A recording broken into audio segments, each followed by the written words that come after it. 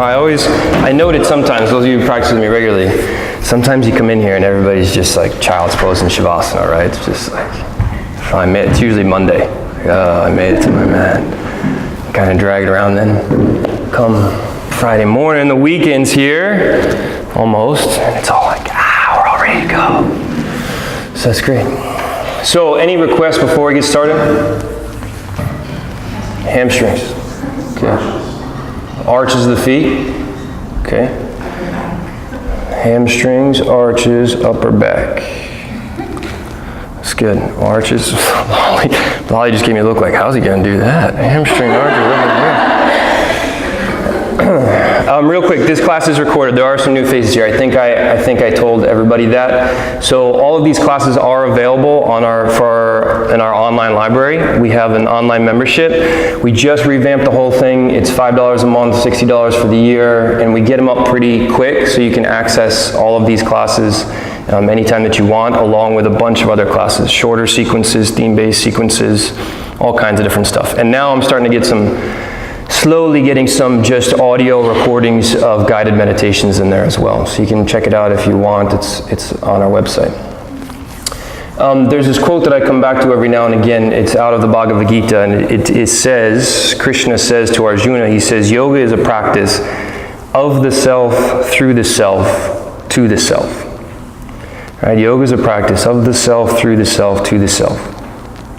So what that implies is that, one, there must be more than one self, if this is true, right? Because how can it go from one self through another self to a third self?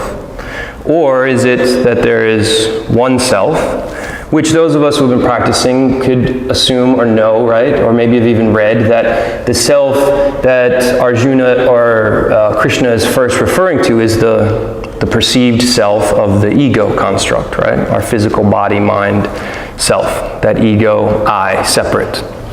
And then we have to pass through the self to get to the self. Well, passing through is an act of will. That has to be done through our own volition. It has to be done through a conscious effort. So we have to use that first self, that ego self, in order to consciously pass through it, right? To transcend it, to come to a space of the higher self, the truer self, or what classical yoga calls the Purusha, the Atman, the soul self. So the ego passes through the ego, right? The self passes through the self to realize the self. So while there may be two separate selves, they're still very intimately connected. Analogy I sometimes use is like a beam of light, right? If you just shine a flashlight, all you see is white light. But if you pass it through a prism, and then it fractures the light and you see the different color spectrum, right? You can see this deviation amongst the light. So it's one total thing, one total beingness, but we don't always see the separate pieces, right? Sometimes we just see that first beam. So we pass it through the self, we pass it through the prism, so we can see those varying levels of self. And yoga goes even further to call them kosas, or sheaths, physical, energetic, mental, intellectual, and divine. So it's a path of discriminating wisdom, right? It's cultivating a mind of discrimination, being able to identify what is and what is not. What do I want to be and what do I not want to be? And it even goes as far as to say, when a thought appears in the mind that you do not want and you become aware of it, then you just start by thinking of its opposite. You just switch it.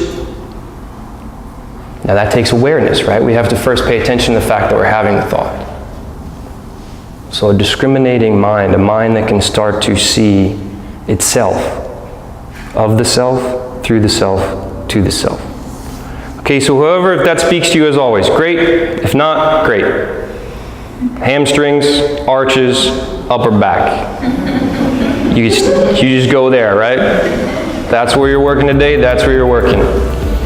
Yoga meets us where we're at. Okay? All right.